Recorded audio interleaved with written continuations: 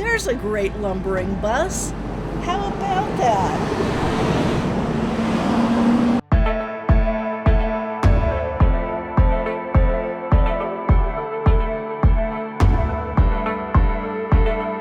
I said, what I think we ought to do is tell them that since we can't get out of our taxes and we can't get out of our debt, we should tell them we don't want them spending any money on anything but the Northwest Corridor train, and Longmont could stand up its own public transit local services through public-private partnerships, and we could do a better job than they are because they're doing the worst of all possible things and starving us in terms of capital investment on the local stuff too.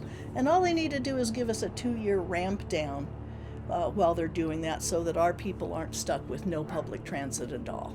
I just want robust bus service in town. That's all I want. Yeah, well, I want robust service. I want it to be every 10 minutes. I want it to be electric, and I want it to be small so we don't have those great lumbering diesel dinosaurs roaring around our town, getting in the way of everything else and not happening enough to help anybody with their lives.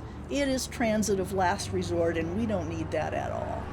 And I think it's great that there are no fares. It's the right idea, at least, that some people should pay no fare. But nothing else is right about that bus service. Longmont understands its own needs and could design its own bus service and fund it. So how could we do that? First of all, we do have the fare box subsidy, which wouldn't need to go away because it's not part of the PRPA taxes, right? Okay. The other thing is we have progressive businesses who know how difficult housing is in Longmont, but want their employees to be able to get to work on time, and they understand that good transit is part of having good employees, because they aren't having to spend on transit what they are having to spend on housing, which is a lot, and it makes them happy to live here. They get time back. If you have good public transit that doesn't take us twice as long as driving, then your employees can read the newspaper or study up for their presentation that they have to give that afternoon. There's a great lumbering bus. How about that? So we could have businesses that would have subscriptions to the service in exchange for getting a say in what the route would be, so that their business would be on the route. Subscriptions from real estate developers that want to build high density apartment buildings with not enough on-site parking, because we don't have enough space for all those cars, right?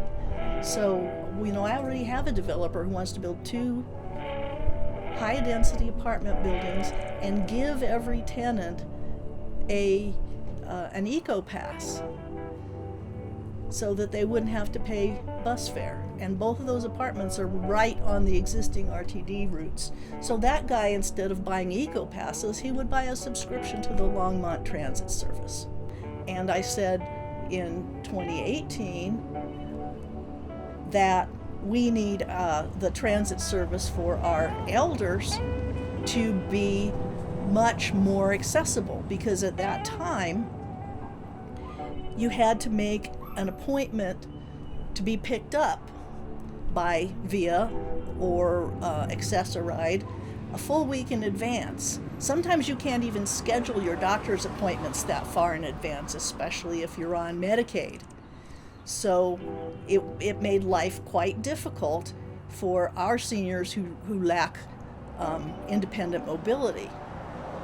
And at that was the time when Uber and Lyft were emerging, and I made a motion in front of the city council that said, I want to renegotiate this contract, I want to put it out to bid, and I want same-day service, just-in-time service for our elders, because that's what they need, and nothing short of that meets their need.